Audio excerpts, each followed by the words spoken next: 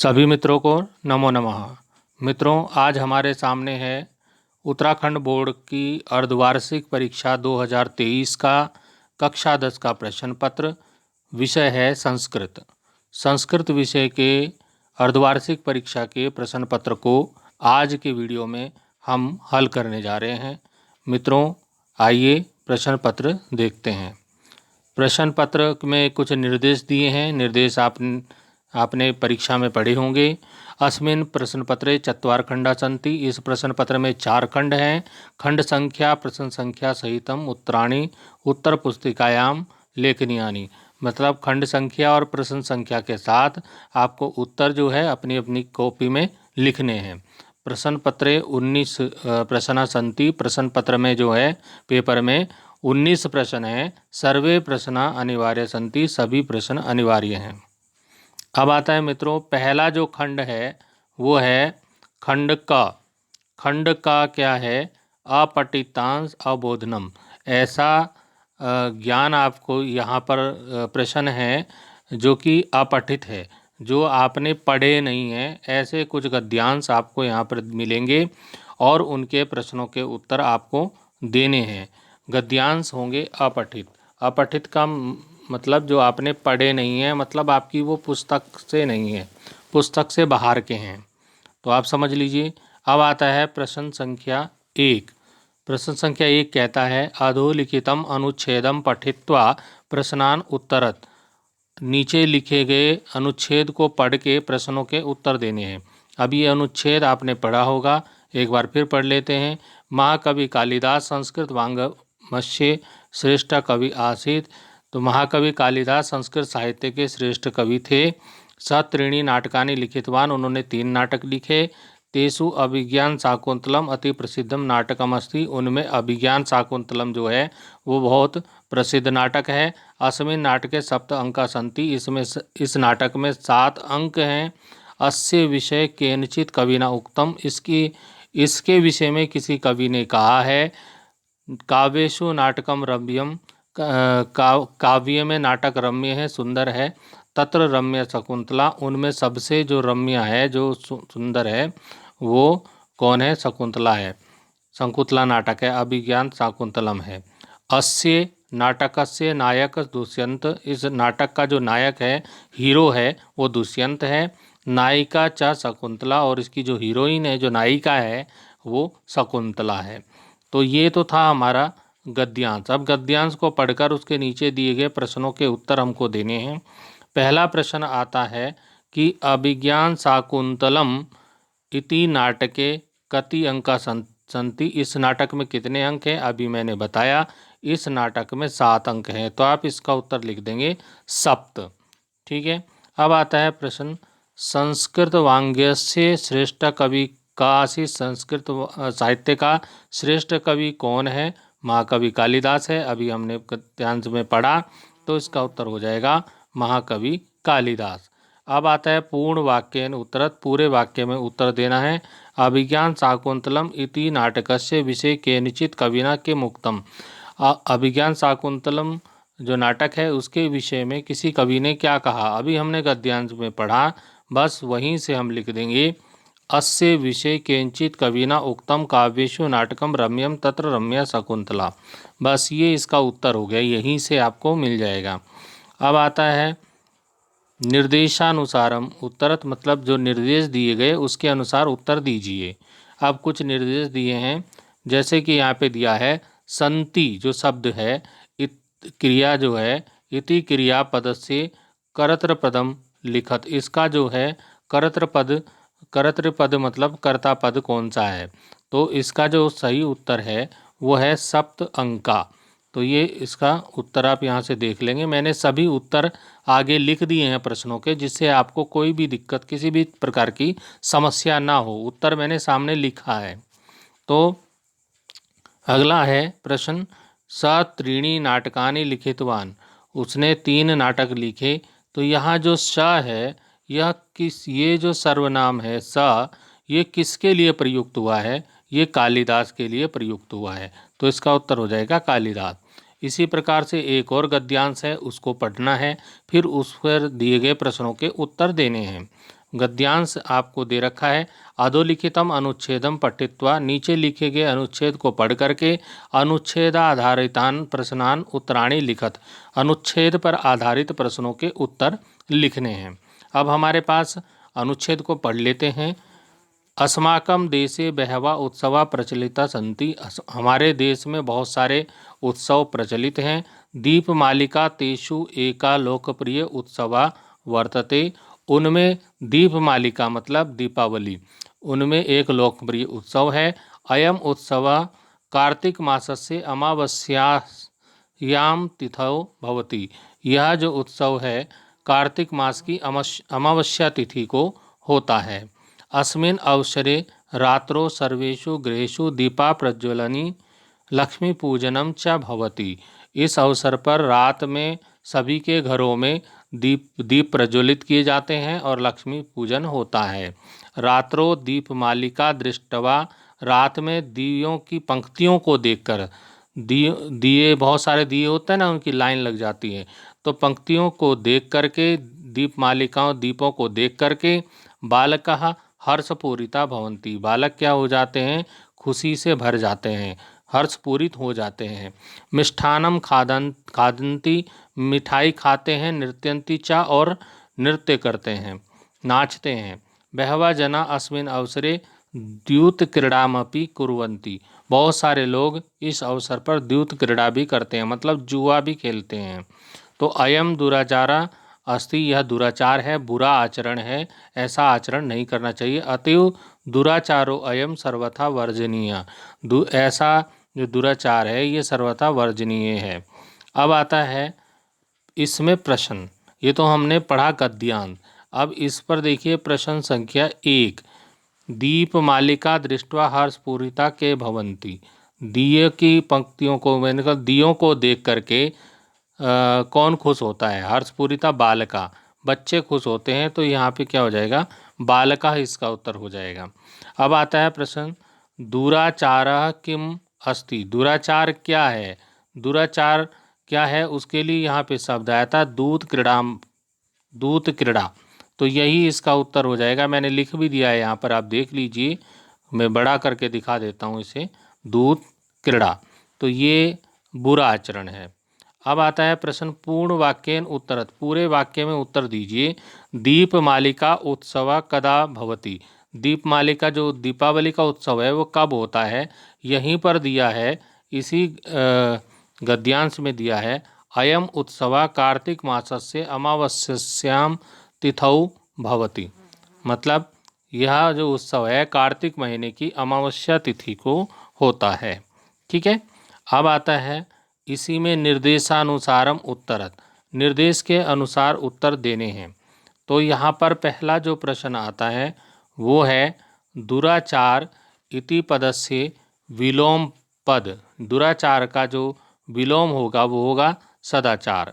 फिर आता है लक्ष्मी पूजनम इत्यस्मिन् पदे का समास, लक्ष्मी का पूजन, तो षष्ठी तत्पुरुष समास इसमें है, ये यहाँ पर देख लीजिएगा।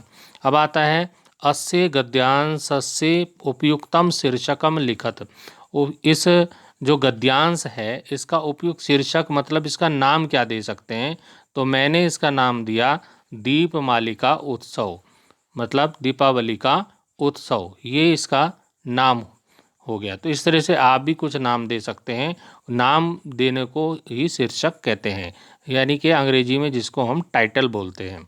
अब आता है खंड ख, खंड का हमारा हो गया, खंड ख यहाँ पर आप देख लीजिए, खंड ख है संस्कृतेन रचनात्मकम कार्य, संस्कृत में रचनात्मक कार्य। प्रश्न संख्या 3 इसमें आता है, और क्या आता है ये देख लीजिए प्रश्न, स्वमित्रम प्रति लिखितम पत्रम मंजूषायां प्रदत्तै समुचितै पदै रिक्तस्थानानि पूरयत, अपने मित्र को पत्र लिखा है किसी ने, अब उस पत्र में कुछ खाली स्थान हैं, उन खाली स्थानों को आपको मंजूषा में दिए गए शब्दों से पूरा करना है। तो मंजूषा में शब्द, ये पत्र आपके सम्मुख है, आपको दिखाई दे रहा होगा, ये नहीं दिखा रहा, मैं आपको बता देता हूँ, ये यहाँ पे पत्र है, ये पत्र में खाली स्थान मैंने भर दिए हैं, तो आप ये किस तरह भरे हैं वो भी देख लीजिए। शब्द यहाँ पर दिए हैं मंजूषा ये है, मंजूषा बोलते हैं पेटी को। तो ये पेटी बनाई नहीं पेपर वालों ने, इस तरह की पेटी बनी रहती है। तो जब आप बोर्ड की परीक्षा देने जाएंगे तो इस तरह का बॉक्स बना रहेगा। किस तरह का? ये देखिए, इस तरह का बॉक्स बना रहेगा, उसमें शब्द दिए रहेंगे। तो यहाँ पर ये शब्द 4 शब्द दिए रखे हैं, ये 4 शब्द यहाँ पे भरने हैं। ये मैंने भर के दिखा दिया है, आप यहाँ से देख लीजिए। एक बार मैं इसको समझा देता हूँ। आगामी सप्ताह रक्षाबंधन महोत्सव भविष्यति, पहला शब्द भरा है। अगले सप्ताह रक्षाबंधन महोत्सव होगा। ठीक है। अस्य अवसरे, यहाँ पे शब्द भर दिया है। अस्माकं विद्यालय अवकाशः वर्तते, इस अवसर पर हमारे विद्यालय में क्या होगा? अवकाश होगा। फिर है अस्मिन् शुभ अवसरे, इस शुभ अवसर पर अहम गृहम आगमिष्यामि, मैं घर आऊँगा। अहम तत्र, मैं वहाँ, सस्नेहम, प्रेम के साथ, त्वाम आमंत्रयामि, तुम्हें आमंत्रित करूँगा। मम माता पिता च एवं इच्छत, मेरे माता पिता की भी और मेरे माता पिता की भी इच्छा है। तो ये पत्र, ये 4 शब्द ये भर दिए हैं। तो आप देख लीजिएगा आपने सही किए हैं या गलत किए हैं, आप मिला लीजिएगा। प्रश्न संख्या 4 आता है। प्रश्न संख्या 4 में भी मंजूषा दी हुई है और उसमें से ढूंढ करके आपको प्रश्नों के उत्तर उसको भरने हैं। ये मंजूषा यहाँ पे दी है, बॉक्स बनाया नहीं है, खाली मंजूषा लिख दिया है। तो ये शब्द यहाँ पर इस तरह से शब्द हैं, 4 शब्द दिए गए हैं। ये 4 शब्द मैंने यहाँ पर के भर भी दिए हैं, आप देख लीजिए। प्राची त्वम हय, ये हय मैंने यहाँ से लिया है, देख लीजिए। विद्यालय, हय मिलते हैं कल, बीता हुआ कल। विद्यालयम कथम न आगच्छ, तुम, प्राची पूछती है मनीषा से, अपनी फ्रेंड से, कि तुम कल विद्यालय क्यों नहीं आई? तो मनीषा बोलती है हय मम जनकः।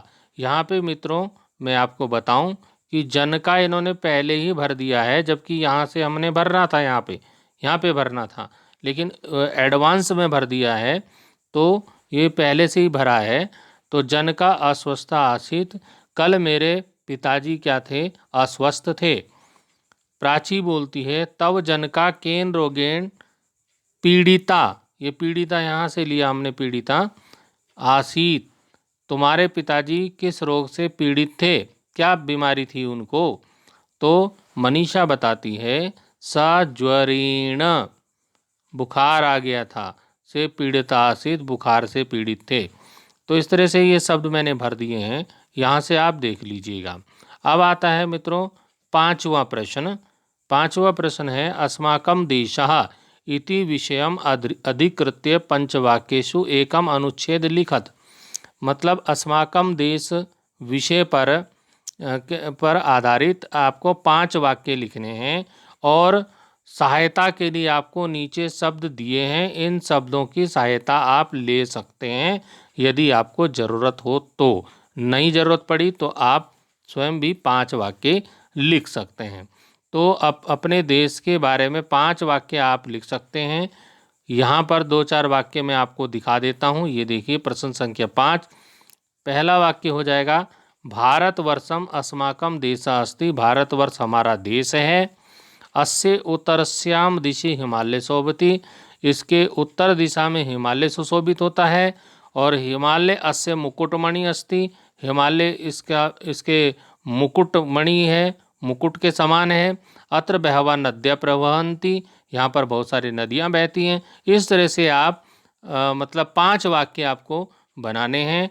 तो परीक्षा में इस तरह का प्रश्न आता है और ये इसके अंक ज़्यादा होते हैं, ज़्यादा नंबर का आता है, तो इसको आप ज़रूर कीजिएगा।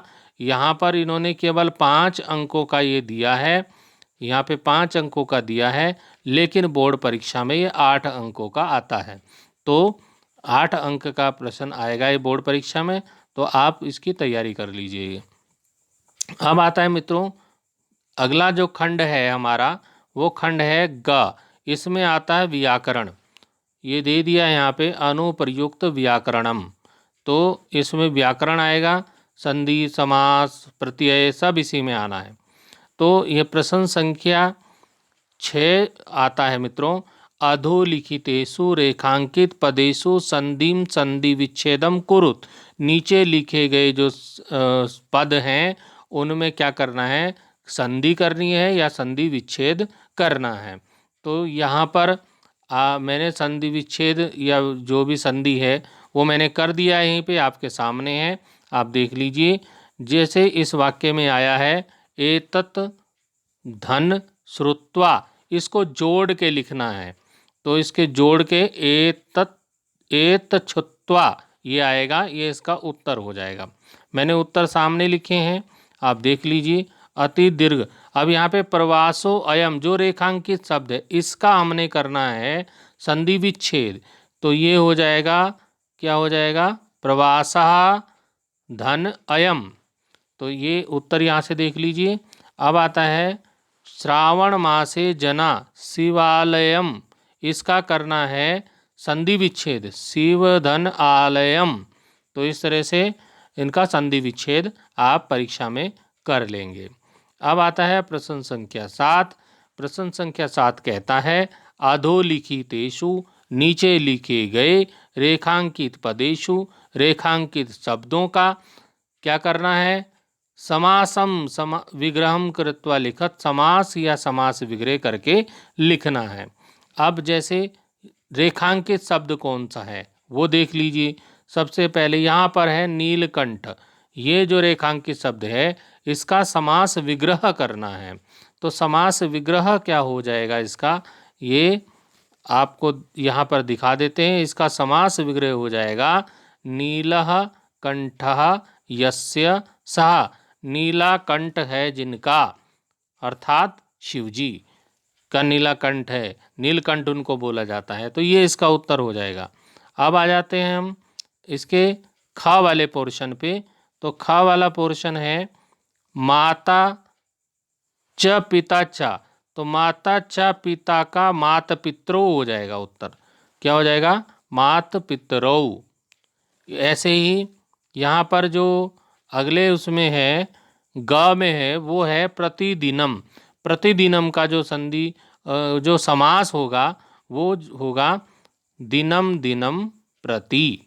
तो ये ध्यान रखिए, ये मैंने उत्तर यहाँ पे लिख दिए हैं, आप अपने उत्तर चेक कर लीजिए जो आप परीक्षा में करके आए हैं। अब आता है प्रश्न संख्या 8। प्रश्न संख्या 8 मित्रों क्या कहता है अधोलिखितेषु रेखांकित पदेषु नीचे लिखे गए रेखांकित शब्दों में प्रकृति प्रत्यय संयोजय व कुरुत, मतलब प्रकृति प्रत्यय या संयोजन करना है। तो यहाँ पर संयोजन करना है। देखिए ये जो गायक और टाप, ये गायक और टाप से क्या हो गया, ये जब टाप प्रत्यय लगता है, टाप क्या है इसमें, प्रत्यय है, गायक में टाप प्रत्यय लगा तो ये हो जाएगा गायिका, मतलब स्त्रीलिंग में परिवर्तन हो जाएगा। तो जब टाप प्रत्यय लगे तो ध्यान रखिए कि वो स्त्रीलिंग हो जाता है। अब आते हैं दूसरे वाले में उत्तराखंडे अनेकानि दर्श अनियर स्थानानि संति। तो अब दर्श अनियर को क्या बनेगा, इसका शब्द बन जाएगा, मैंने उत्तर यहीं पे दिया है, दर्शनीयानि। अब आता है शक्ति मतुप। शक्ति मतुप, मतुप जो प्रत्यय लगता है तो मतुप और मतुप प्रत्यय लगता है, ये मतुप आप ये देख रहे हो यहाँ पे मतुप, मतुप प्रत्यय में वान या मान बनता है, तो ये शक्तिमान यहाँ पर बना है, शक्तिमान। तो शक्ति मतुप शक्तिमान, बुद्धि मतुप बुद्धिमान। तो इस तरह से इनको मतुप से शब्द बनते हैं। अब आते हैं प्रश्न संख्या 9 में। प्रश्न संख्या 9 क्या कहता है मित्रों, प्रश्न संख्या 9 कहता है मंजूषाया सहायताया, मंजूषा मतलब जो शब्द दिए होंगे उन शब्दों से निम्नलिखित वाक्यानि अव्यय शब्दे पूरयित्वा लिखत, मतलब वाक्यों को पूरा करना है, आप समझ लीजिए। तो यहाँ जो है ये शब्द दिए हैं, इन शब्दों को भर करके लिखना है। अब हमने भर दिया है। शुरू में ही जो आ गया है पूरा, ये पूरा कहाँ से आया, यहाँ से। पूरा दशरथ नाम राजा बभू, प्राचीन काल में क्या हुए हैं, दशरथ नाम के राजा हुए हैं। फिर आता है, फिर वृक्षेषु वानरा, वृक्षों में बंदर, इतस्तः कूर्दंती, इधर उधर कूदते हैं। तो ये यहाँ से आ गया। अब जो बचा हुआ है स्व, वो लास्ट में आ गया। मम मित्र स्व आगमिष्यति, मेरा मित्र स्व आएगा, मतलब आने वाले कल में आएगा वो। ठीक है। अब आ जाता है प्रश्न संख्या 10 मित्रों। प्रश्न संख्या 10 क्या कहता है, अधोलिखित वाक्यानाम वाच्य परिवर्तनम कृत्वा उत्तर पुस्तिकायाम लिखित। नीचे लिखे गए जो वाक्य हैं उनको वाच्य परिवर्तन करना है और फिर अपनी कॉपी में लिखना है। तो इनको वाच्य परिवर्तन के लिए मैंने अलग से वाच्य परिवर्तन का एक वीडियो बनाया है जो मेरे चैनल पर उपलब्ध है, उसको आप वहाँ से देखिएगा। आपको वाच्य परिवर्तन की जो ट्रिक है वो समझ में आ जाएगी। अगर आप ऐसे याद करोगे तो ये आपको समझ में नहीं आएगा, ट्रिक से ही आप इसको कर पाएंगे। तो आप वीडियो अवश्य देखें।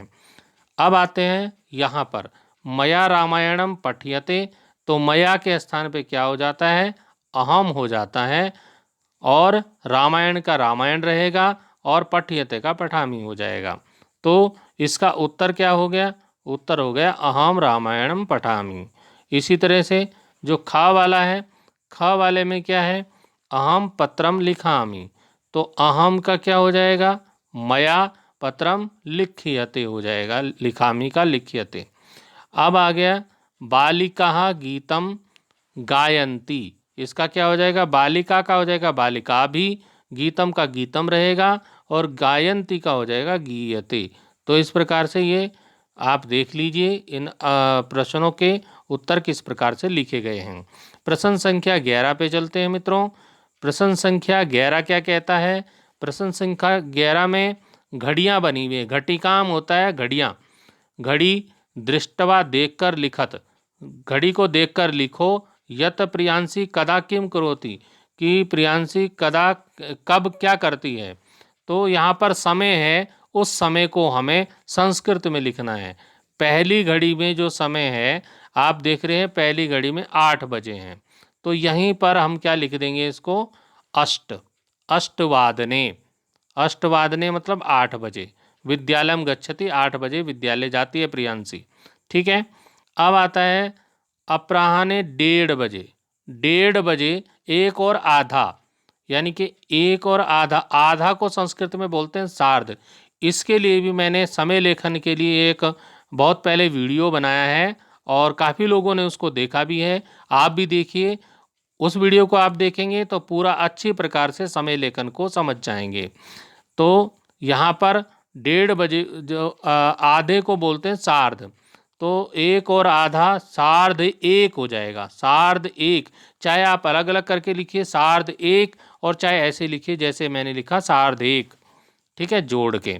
तो ये इसका उत्तर हो जाएगा।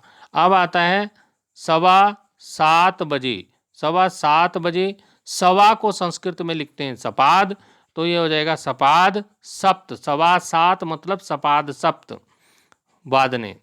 अब आता है रात्रि 10 बजे, 10 बजे को 10 ही लिखेंगे, 10 को 10, इस प्रकार के 10 लिखेंगे। ठीक है।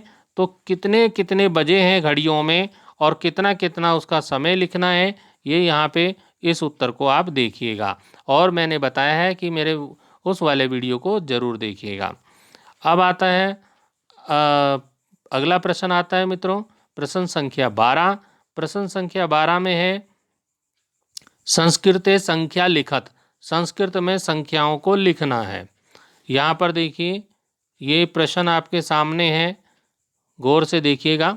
ये प्रश्न है, मम कक्षायाम 45 छात्रा पठन्ति, मेरी कक्षा में 45 छात्र पढ़ते हैं। अब इस 45 को संस्कृत में क्या बोलते हैं वो यहाँ पे लिखना है।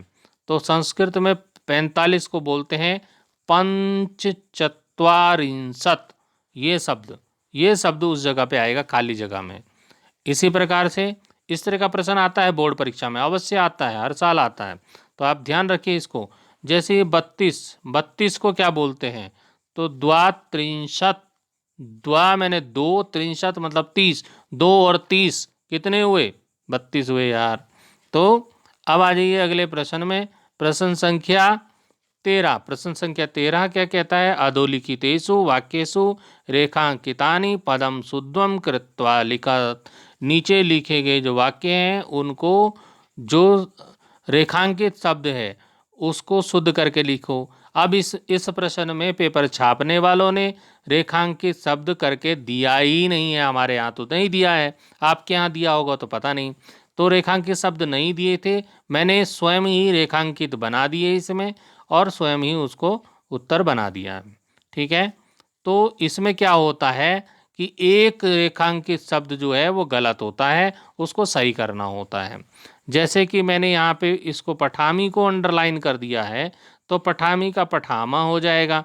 ऐसे अहम को अंडरलाइन करा है तो इसका सा हो जाएगा, सा छात्र अस्ति।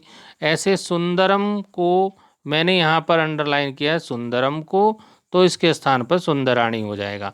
तो ये इसको शुद्ध करके हमें लिखना है। कुछ छोटी छोटी गलतियां होती हैं, उनको शुद्ध करके, अशुद्धियों को शुद्ध करके लिखना होता है। अब आते हैं खंड घ। खंड घ मित्रों होता है, अब आता है पठित अवबोधनम। पठित मतलब जो आपकी पुस्तक है सैमुषी, वहाँ से आपको मिलेगा ये। उस किताब से दिए होंगे जो भी ये गद्यांश, पद्यांश, काव्यांश जो भी होंगे वो उस पुस्तक से होंगे। तो अब आ जाइए, अब आता है प्रश्न संख्या 14। अधोलिखितम गद्यांशम पठित्वा। नीचे लिखे गद्यांश को पढ़कर तत् आधारितान प्रश्नान उत्तरत। उन पर आधारित प्रश्नों के उत्तर देने हैं। तो अब इसको पढ़ लीजिए। वैसे मैं इसको पढ़ रहा हूँ तो वीडियो बहुत लंबा हो रहा है, आप पढ़ लीजिए इसको खुद ही। तो इसको तो पढ़ ही देता हूँ। अस्ति देवलाख्यो ग्रामा। देवलाख्यो नाम का गांव है। तत्र राजसिंह नाम राजपुत्र बसत इसमें। वहाँ पर राजसिंह नाम का राजपुत्र रहता था। एकदा केनापि आवश्यक कार्येण। एक बार किसी आवश्यक कार्य से तस्य भार्या बुद्धिमती। उसकी पत्नी बुद्धिमती पुत्र द्वयोपेता अपने दो पुत्रों को लेकर के पितृगृह प्रति चलिता। पिता के घर चल दी। मार्गे गहन कानने। रास्ते में घने जंगल में। सा एकम व्याघ्रम ददर्श। उसने एक बाघ को देखा। और उत्तराखंड में तो आजकल बाघों की बहुत खबरें आ रही हैं भाई, बच के रहना सभी लोग। सा व्याघ्रम आगच्छन्तम दृष्ट्वा। उसने जैसे ही बाघ को आते हुए देखा। धाष्ट्रयात पुत्रो चपेटिया। जोर से उसने अपने पुत्रों को गाल पे चांटा मारा। प्रहर्त जगाद। और उनसे कहा कथम एक व्याघ्र भक्षणाय कलहम कुरुत। क्यों एक एक करके बाघ को खाने के लिए झगड़ा कर रहे हो? अयम एकस्ताव द्विभुज्ये भुज्येताम। अभी इसको बांटकर खा लो। पश्चाद अन्यो द्वितीय कश्चिन लक्ष्यते। फिर इसके बाद दूसरा कहीं ढूंढा जाएगा। अब आती है बात इसके कि ये गद्यांश पढ़ दिया, अब इस पर प्रश्न पूछे जाते हैं। गद्यांश को पढ़ना है, अर्थ निकालने की ज़्यादा कोशिश मत करना, सिर्फ आप थोड़ा थोड़ा उसको समझ जाओ और प्रश्नों के उत्तर दे सको, इतना काफ़ी है।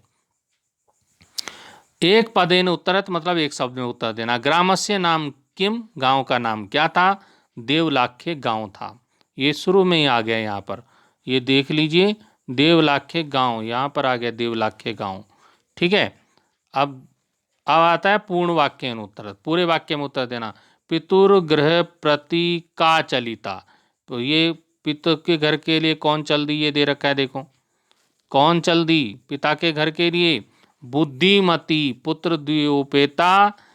पितुर्गृह प्रति चलिता। बुद्धिमती अपने दो पुत्रों को लेकर के पिता के घर चल दी। ठीक है, अब आता है गहन कानने सा किम ददर्श, घने जंगल में उसने क्या देखा? अरे भाई बाघ देखा, बाघ। यहां से मिलेगा उत्तर, यहीं पर देखो। मार्गे गहन कानने सा एकम व्याघ्रम ददर्श, ये उत्तर हो गया इसका। अब आता है निर्देशानुसारम उत्तर, निर्देश के अनुसार उत्तर दीजिए। अब आता है केनापि इत्यस्मिन् पदे, संधि विच्छेदम करना है, केनापि। ठीक है। फिर आता है गहन कानने, अस्मिन् पदे विशेषण, विशेषण है गहन। अब आता है प्रश्न संख्या 14 का ब, अधोलिखितम श्लोकम पठित्वा, नीचे दिए गए श्लोक को पढ़ करके तत्र आधारितान प्रश्नान उत्तरत, उस पर आधारित प्रश्नों के उत्तर देने श्लोक पढ़ करके। आलस्यम ही मनुष्याणाम शरीरस्थो महान रिपु, आलस्य ही मनुष्य के शरीर में स्थित सबसे बड़ा शत्रु है। ना उद्यम समो बंधु, उद्यम के समान, परिश्रम के समान कोई बंधु नहीं है, मित्र नहीं है। कृत्वा यम न अवशीदति, जिसको करके कोई भी अप्रसन्न नहीं होता है, ना खुश नहीं होता है, मतलब सब खुश होते हैं, परिश्रम करके सब खुशी सुखी रहते हैं। ठीक है। अब ये हमने श्लोक पढ़ा, अब इस श्लोक पर आधारित प्रश्नों के उत्तर देने हैं। एक पदेन उत्तरत, एक शब्द एक पद में उत्तर देना है। अत्र किम महान रिपु कथ्यते, यहां पर महान रिपु किसको कहा गया है? आलस्यम को कहा गया भाई। आलस्यम ही मनुष्याणाम शरीरस्थो महान रिपु, ये आलस्यम शुरू में ही दिया है आलस्यम, तो ये उत्तर हो गया।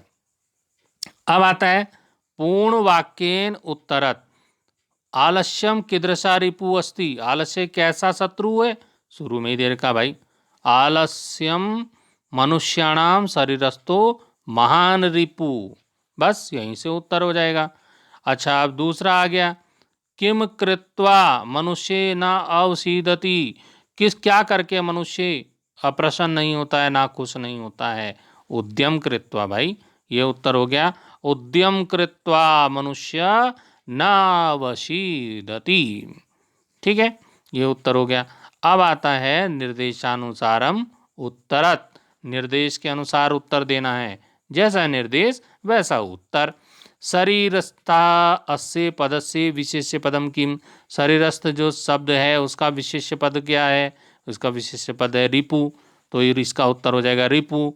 अच्छा, अब दूसरा है अनालस्यम इति विलोम पदम, श्लोके किम प्रयुक्तम, अनालस्यम का विलोम पद क्या हो जाएगा? आलस्यम हो जाएगा, तो इसका उत्तर हो गया आलस्यम।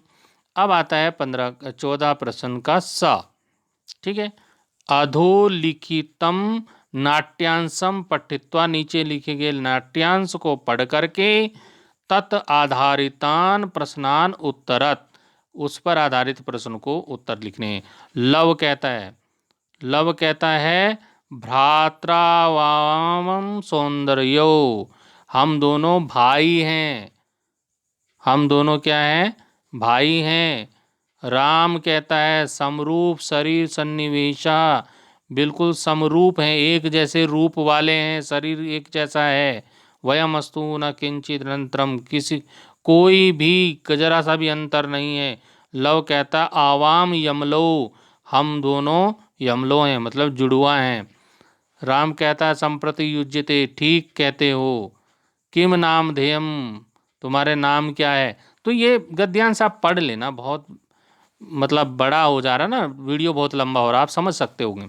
तो ये मतलब नाट्यांश गद्यांश पद्यांश जो भी पढ़ लेना, और फिर इस पर दिए गए प्रश्नों के उत्तर मैं आपको बता देता हूँ जो प्रश्न पूछे गए हैं। प्रश्न पूछा एक पदेन, अत्र यमलो को, यहाँ पर यमलो मतलब जुड़वा कौन है? कुश लवो, कुश और लव दोनों जुड़वा हैं, तो ये इसका उत्तर हो जाएगा। अब आता है लव कुशयो वंश से कर्ता का, लव कुश का के वंश का कर्ता कौन है? तो पहले क्या होता था कि कोई मानते थे कि हम सूर्यवंशी हैं, कोई बोलता है हम चंद्रमा के वंश के हैं, तो वही वंश इसमें पूछा गया है, कौन से वंश के हैं। तो और इसमें जो ये नाट्यांश दिया है, पेपर बनाने वाले ने नाट्यांश कम दिया है और पेपर आगे, क्वेश्चन आगे से बना दिया है, प्रश्न आगे से बना दिया। इसमें कहीं भी ये नहीं आया है कि कौन से वंश का है, इस नाट्यांश में है ही नहीं। तो आपने यदि ये शिशु लालनम पाठ पढ़ा होगा तो उसी में आपको ये मिल जाएगा। तो इसका जो वंश से करता है वो यहाँ पे मैंने उत्तर लिख दिया है, सहस्रदीधिति। सहस्रदीति बोलते हैं सूर्य वंश। लव कुशयो वंश से करता सहस्रदीधिति, मतलब सूर्य वंश का उनका करता है। अब आते हैं वाल्मीकि केन संबंधेन लवकुशयो गुरु आसीत। लवकुश के गुरु जो थे वाल्मीकि थे, तो वो किस संबंध से थे, कौन सा संबंध से वो गुरु बने थे उनके? तो उपनयन संस्कार हुआ था जो कि वाल्मीकि जी ने कराया था, उससे वो उनके गुरु बने थे। तो उपनयन उपदेशेन, यहाँ पर उपनयन का जो उपदेश था उससे वो क्या बने थे, उनके गुरु बने थे। तो ये जो केन आया ना, केन, केन के स्थान पे ये लिख देना और बाकी पूरा उतार देना वाल्मीकि, और फिर आ जाएगा उपनयनोपदेशेन संबंधेन लवकुशयो गुरु आसीत, ये आ जाएगा इसका उत्तर। ठीक है। अब आता है निर्देशानुसार हम उत्तर, निर्देश के अनुसार उत्तर देना है। आवाम यमलो, अत्र आवाम इत्यस्य पदस्य संज्ञा पदम क्या? तो आवाम दोनों के लिए है, लवकुश के लिए है, तो लवकुशयो इसका उत्तर हो जाएगा। फिर यहाँ पर पूछ दिया है सूर्य शब्दस्य पर्याय पदम नाट्यांशांत चित्वा लिखत। सूर्य पद शब्द का, सूर्य शब्द का पर्यायवाची नाट्यांश से चुन कर लिखना है। अब नाट्यांश उतना है ही नहीं, नाट्यांश कम दे रखा है इसमें, वहाँ तक पहुँचा ही नहीं पेपर बनाने वाला। तो इसमें से आप कहाँ से दे दोगे नाट्यांश से, उसका उत्तर कहाँ से दे दोगे, इसमें है ही नहीं। तो ये मैंने वहीं पर दिया है, अभी जो मैंने प्रश्न बताया था, सूर्य शब्द का पर्यायवाची शब्द, सूर्य शब्द का पर्यायवाची शब्द, लेकिन बोला है सूर्य शब्द के तो बहुत सारे होते हैं, रवि, भास्कर, दिनकर, जो भी है। तो लेकिन नाट्यांश से चुन के लिखना है, तो यह नाट्यांश में है ही नहीं। लेकिन मैं फिर भी जो नाट्यांश, अगर वो नाट्यांश पूरा होता तो उसमें होता सहस्रदीधिति, तो ये इसका उत्तर होता। ठीक है। अब आता है प्रश्न संख्या 15। प्रश्न संख्या 15 क्या कहता है मित्रों? अधोलिखित श्लोकयो भावार्थम उपयुक्त पदये पूरयित्वा उत्तर पुस्तिकायाम लिखत। अब यहाँ पर श्लोक दिया है और उसका भावार्थ हमको पूरा करना है। तो श्लोक क्या दे रखा है? श्लोक देखिए, श्लोक दिया है संपतो च विपतो च महताम एक रूपता उदय सविता रक्तो रक्तश्चास्त अस्तमे तथा। अब इस श्लोक को पूरा करना है, जहाँ पर खाली शब्द है ना वहाँ पूरा करना है। तो ये है इसका भावार्थ। महताम संपतो विपतो, यहाँ पर हमने भर दिया एक रूपता। ये एक रूपता आया कहाँ से? एक रूपता आया यहाँ से, आप देखिए कहाँ से आया, यहाँ से आया एक रूपता, यहाँ से। ठीक है। तो यहाँ पर आया एक रूपता, फिर है सविता उदय रक्ता भवती, और फिर यहाँ पर आया अस्तमय, ये आया अस्तमय, दूसरा शब्द है अस्तमय। पहला शब्द है एक रूपता, दूसरा है अस्तमय। अब अस्तमय कहाँ से आया? यहाँ पर गौर से देखिए, यहाँ पर अस्तमय आपको थोड़ा दिखाई देगा, अस्तमय यहाँ से दिखाई देगा। ठीक है। तो यहाँ से अस्तमय आया, ये ढूंढना पड़ता है मित्रों, ढूंढना पड़ता है, ढूंढना तब मिलेगा। अब आता है दूसरा श्लोक, इसको भी ऐसे ही करना है। सेवितव्यो महावृक्षा फलच्छाया समन्विता यदि देवात् फलम नास्ति छाया केन निवार्यते। तो मतलब महावृक्ष की सेवा करनी चाहिए, ऐसे वृक्ष की सेवा करनी चाहिए जो फल और छाया दोनों चीज देता हो। यदि ऐसे वृक्ष में यदि फल ना लगे दुर्भाग्य से, तो भी क्या हो जाएगा, छाया तो वो दे ही देता है ना। तो अब यहाँ पर क्या ये शब्द भरने हैं, यहाँ पर है फलच्छाया परिपूर्णा महावृक्षा, यहाँ पर मैंने भरा महावृक्षा, ये महावृक्षा यहाँ से लिया। ठीक है। अब आता है सर्वदा सेवनीय भवती, महावृक्ष सदा सर्वदा सेवनीय भवती, और देववशात यदि फलम ना आयांती चेत छाया तो अवश्यम भविष्यति। तो यहाँ पे आ जाएगा छाया, और छाया कहाँ मिलेगा, छाया यहाँ मिलेगा। ये इसी में है, श्लोक में है, जो श्लोक दिया है। श्लोक एक ही लाइन में दे दिया है, पेपर बचाने के चक्कर में कागज ज़्यादा ना लगे, इस वजह से शॉर्ट में दे दिया है ये, है ना। अब आ जाइए आगे, प्रश्न संख्या 16। प्रश्न संख्या 16 क्या कहता है, प्रश्न संख्या 16 कहता है अधोलिखित श्लोकयो अन्वयम पूरयित्वा लिखत। नीचे लिखे गए श्लोक का अन्वय पूरा करना है, बिल्कुल वैसे ही जैसे अभी कर रहे थे, ज़्यादा अंतर नहीं है। वयो बल शरीराणि देश कालानि च समीक्षे कुर्याद व्याम मन्यता रोगम अपनुयात। तो अब ये श्लोक है, ये श्लोक पूरा एक श्लोक है, ये एक लाइन में, ये ध्यान दीजिए, पूरा एक श्लोक है, 2 लाइन का होता है तो, लेकिन एक ही लाइन में दे दिया ना। तो अब क्या है, अब इसको पूरा करना है, खाली स्थानों को। देश काल वय बल शरीराणि असमानी च समीक्षय, यहाँ पर समीक्षय भरना है, ये दे रखा देखो श्लोक में, समीक्षय व्यायाम कुर्यात, तो मतलब देश काल अपनी आयु बल सबको देखकर ही व्यायाम करना चाहिए, हर चीज देखकर व्यायाम करना चाहिए, सभी कुछ ध्यान में रख करके। अन्यथा रोगम आपनुयात, रोगम आपनुयात यहाँ से आया है, रोगम आपनुयात, अन्यथा बीमारियों को प्राप्त कर जाओगे। देश काल आयु बल शरीर सब कुछ देखकर ही व्यायाम करना चाहिए। अब आता है अमंत्रम। अब ये श्लोक 2 लाइन में दे दिया है इन्होंने, देखो, अमंतरम अक्षरम नास्ति नास्ति मूलम औषधम अयोग्य पुरुषः नास्ति योजकस्तृत दुर्लभा। तो अब इसको क्या दिया है, देखिए यहाँ पर भरना है हमको खाली स्थान, अमंत्रम और अक्षरम यहाँ से हमने ले लिया, अक्षरम नास्ति, अनौषधम मूलम नास्ति, अयोग्य पुरुषा नास्ति, तत्र योजक दुर्लभा। ये योजक हमने कहाँ से लिया, योजक हमने यहाँ से लिया, यहाँ से योजक लिया, ठीक है, ये योजक दुर्लभा। तो ये खाली स्थान आप देख लीजिए आप क्या करके आए पेपर में, क्योंकि कल ये पेपर हो चुका है, तो आपने क्या किया आप देख लीजिएगा। 17वें प्रश्न की तरफ मैं चलता हूँ। 17वां प्रश्न क्या कहता है, 17वां प्रश्न कह रहा है रेखांकित पदम आधृत्य प्रश्न निर्माणम कुरुत। रेखांकित पदों पर आधारित प्रश्न निर्माण कीजिए। ये रेखांकित शब्द इसमें पेपर में रेखांकित नहीं है, यहाँ पर हमारे यहाँ तो नहीं थे, आपके यहाँ होंगे तो पता नहीं। तो रेखांकित मैंने किए हैं, ये खुद यहाँ पर रेखांकित किए हैं, ये खुद मैंने पेन से रेखांकित कर दिए हैं ये। तो इनके स्थान पर आपको दूसरा शब्द लिखना है, प्रश्नवाचक शब्द लिखना है, जिससे प्रश्न बन जाए, क्वेश्चन बन जाए। तो ये देखो ध्यान रखिए, शरीरस्य है, शरीरस्य आधसा और या, तो आपको प्रश्नवाचक शब्द लगाना है कस्य, ठीक है।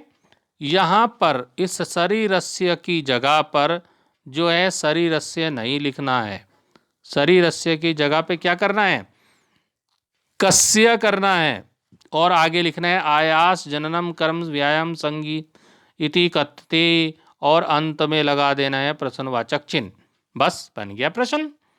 इसी प्रकार से अगले वाले में क्या करना है, ये कज्जल मलिनम की जगह कज्जल मलिनम नहीं लिखना है, शक्तियानम इसकी जगह लिखना कृदृशम धूमम उंचति, और अंत में प्रश्नवाचक चिन्ह लगा देना है, बन गया प्रश्नवाचक, ठीक है। इसी तरह से तत्र राज सिंह की जगह राज सिंह नहीं लिखना है, क लिखना है, नाम राजपुत्र वसति इसमें, और अंत में प्रश्नवाचक चिन्ह, ठीक है। अब इसी प्रकार से महानगरेशु, इसमें महानगरेशु नहीं लिखना है, इसकी जगह लिखना है केशु, यानानाम अनंता पंक्त्या धावंती, इस तरह से अंत में प्रश्नवाचक चिन्ह लगा करके बन जाएगा प्रश्नवाचक, ठीक है। तो इस तरह से कर लेंगे। अब प्रश्न संख्या आता है मित्रों 18वां, प्रश्न संख्या 18, अधोलिखितानि वाक्यानि घटना क्रमेण संयोजयत। नीचे कुछ वाक्य लिखे, उनको घटना के अनुसार लिखो, पहले कौन सा आएगा, मतलब ये घटना के अनुसार नहीं है, पाठ में पहले कौन सा आया है ये ध्यान में रखना है, और तब लिखना है।